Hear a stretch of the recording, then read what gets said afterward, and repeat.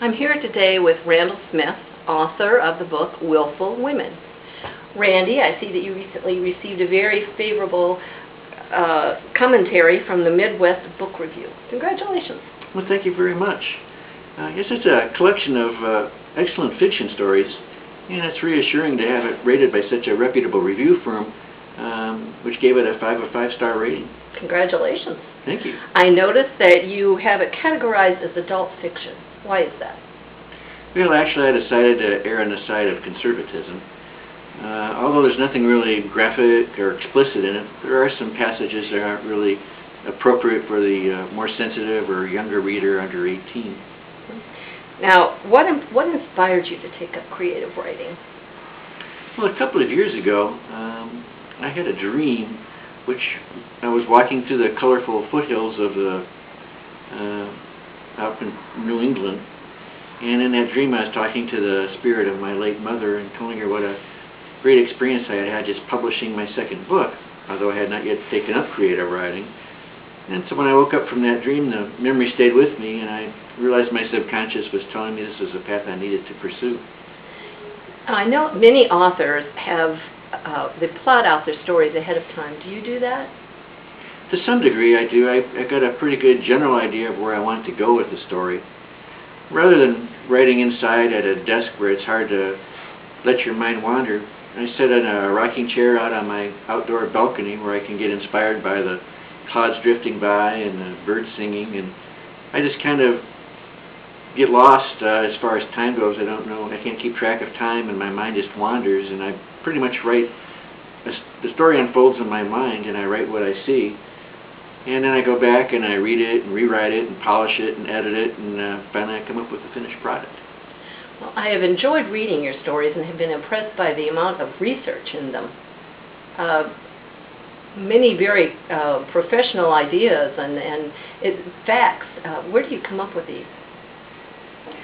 Well, I get inspired by various other stories that I've heard or seen in the films or television, and there's a lot of different categories that they come from, mostly action adventure stories and so forth. And sometimes I'll try to get a variety of the genres, and I'll go with a mystery or a fantasy. In one story I've got a golden harpy, for example. Another one is a scary story, the story of a demented old couple that live in a big old haunted house and keep a pair of teens prisoner in their basement, and it gets pretty scary. And that's actually the one I've gotten the most loved it feedback from on the initial readers. I will admit, it was my favorite. Oh, I enjoyed okay. it. What kind of research do you do for these stories? I like to look into things as, for example, one story has a woman spy in it. She's a housewife by day and a spy in her off hours, unknown to anybody in the family or any friends. And so anytime I run into government acronyms, or I research those thoroughly, or where the laptops get repaired, or things like that. The story deals with shoulder-fired surface-to-air missiles, and so I research those pretty thoroughly. Another story gets into science fiction, and so I spoke with some knowledgeable people in that area and learned about the fourth dimension, which is time, and the fifth dimension, which relates to space warp, and read up a little bit on Einstein's theories of general and special relativity, and incorporated all that into an easy-to-read, engaging fiction story. Well, have you crossed paths with anybody interesting during this period of writing? Yes, I have, actually. I corresponded with Richard North Patterson a little bit, and found that he's a very nice fellow who's really has a passion about creating his work.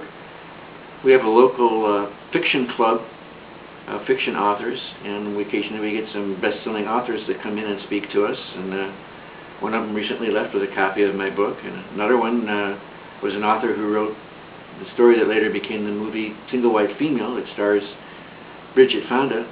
So it's been inspirational to meet these kind of people. Who do you imagine is your ideal reader? Statistically, I believe that women read the most fiction, so I've somewhat geared my story to that. Each story incorporates an element of conflict, adventure, and romance, and women tend to pick up a little bit more on the adventure romance end of it. whereas the guys seem to kind of gravitate more toward the conflict and sex part. Mm.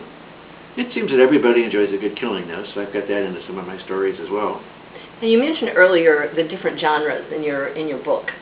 Which is your favorite? I've discovered that the action-adventure one is the one that I like the best so far.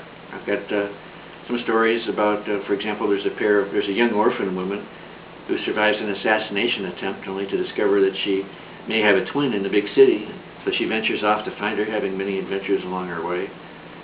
Another good action-adventure one is a story of two women that are each being imposters of someone else, and they meet in a biker gang. And when they discover that each one is totally opposite, they go from best friends to worst of enemies, and it's got some interesting plot twists along the way. Well, Randy, I wish you the best of luck on this book. Where can someone buy this book if they're interested after hearing this, if they would like to read it themselves? Well, it's available on Amazon.com and also on willfulwomen.info. Thank you very much for spending some time with me today. I appreciate it, and I know our readers will look forward to reading your book. Thank you very much.